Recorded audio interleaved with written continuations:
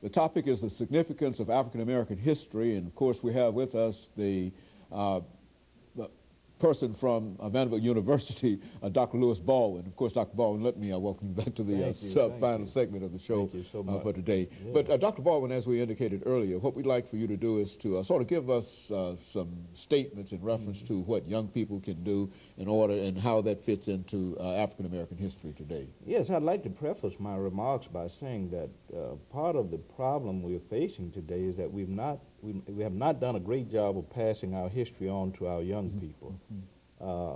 Vincent Hardin has written a book called Hope and History, and in that book he talks about a kind of amnesia that has engulfed Black America. The fact that we've forgotten in many cases much of our history, and of course we failed in our institutions to pass that history on. Our churches, our families, the extended family, as you well know, is very important in our history and has been a force in passing that history from one generation to another via folk tales, music, etc., other art forms. But we failed to do that, I think, and this accounts in part for the high levels of crime and drug addiction and other problems that we're dealing with in our communities. Because if people don't know their history, if they don't study their history, they actually have no basis for self-esteem and self-growth and advancement and empowerment. Because empowerment is not only about economic growth, it's also about spiritual and intellectual growth. And I think that makes it clear to me that we need to become more serious about how we pass this history on from generation to generation. Now, what can we do as a community to perhaps encourage more young people to become involved in this history, to know more about themselves? Well, I think we have to work through our institutions, and I think the church is still very, very important. Temples, mosques, other religious institutions. I think the family, once again, has to become an educational tool as far as passing on the values and traditions of the Black community.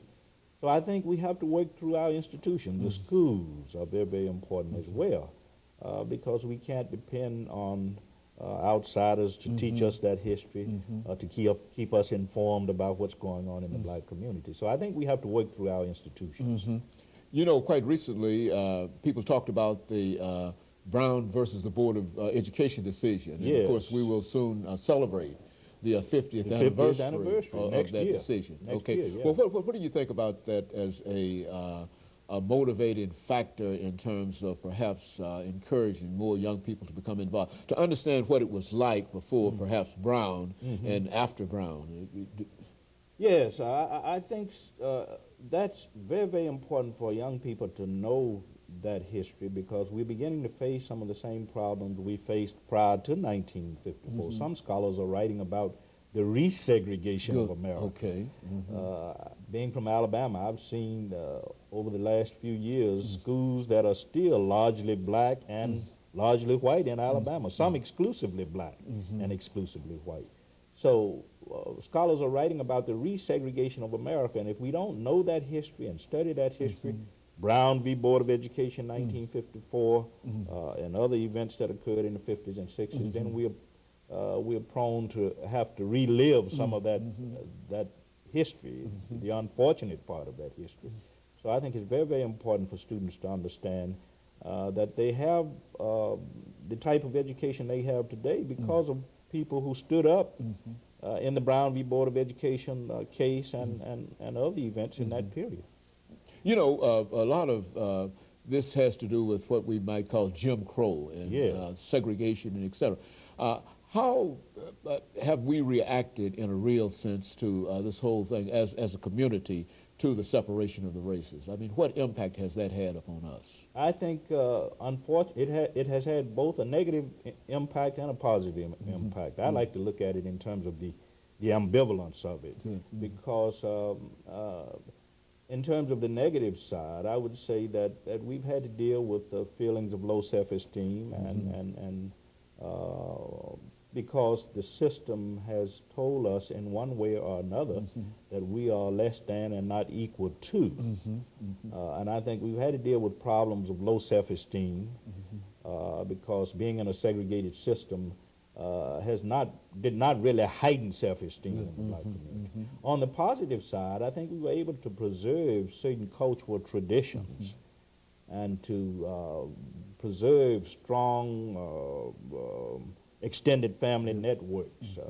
We were able to preserve our institutions, the church, for an example. And so I would think that you have to think in terms of the ambivalent side of that. The negative impact as well as the positive impact.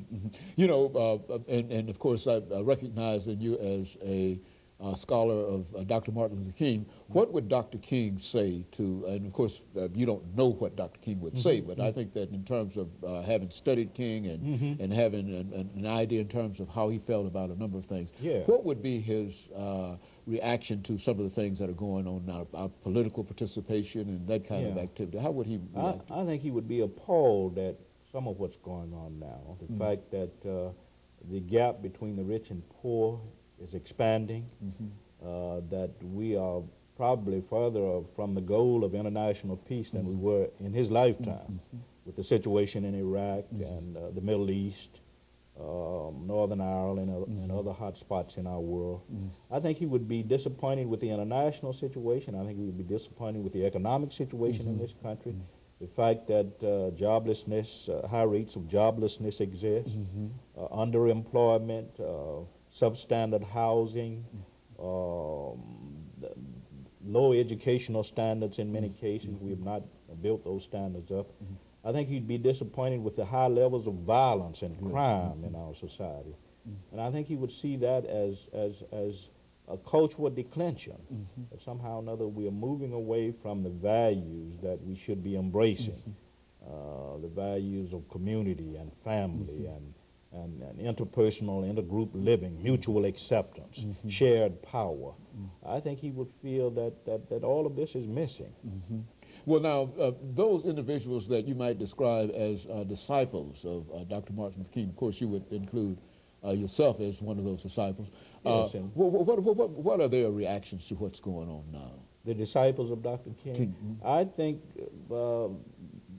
many of those, and as you well know, many of his associates and aides are still alive, and many people who marched with him are still alive. And I think these people have pretty much the same view of society that he would have if he was here. And that is that we've sort of turned back the clock in so many ways. The violence and the crime and the drug addiction and the breakdown of the family and domestic violence and violence abroad, war. And these problems are still with us. As you well know, before he died, Dr. King saw three evils in America and the world that he felt had to be eliminated if civilization was to survive. And of course, they were racism, poverty and economic injustice, violence and human destruction. And unfortunately, we are still dealing with all of those problems. Those are three areas of violence? Yes, Dr. King called them the evil triplets, or the evil triumvirate. Violence and human destruction, racism, economic injustice, and poverty.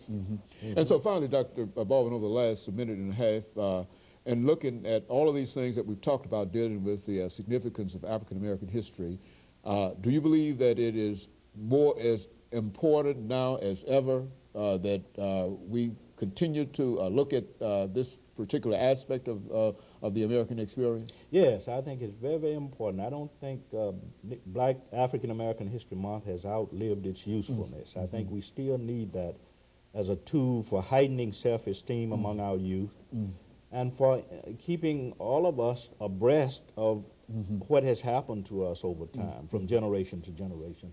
The struggle has been a very difficult one, and it's still a very difficult one. We need to bear in mind what that history is all about, because those who forget history are doomed to repeat it. Very good. And of course, Dr. Baldwin, let me thank you very, very much for coming by and giving us the information about the significance of the African American experience and the significance of African American history. And I'm sure as we start African American History Month this year, Yeah. that people will become more aware of why they are doing what they are doing because of some of the things that you've said. And I certainly appreciate that, and we want to thank you for that. And we also want to encourage our audience to tune in again next week for another informative edition of Comments. And of course, if you have any additional comments that you'd like for us to deal with, then drop us a line here at the station. Thank you and good night.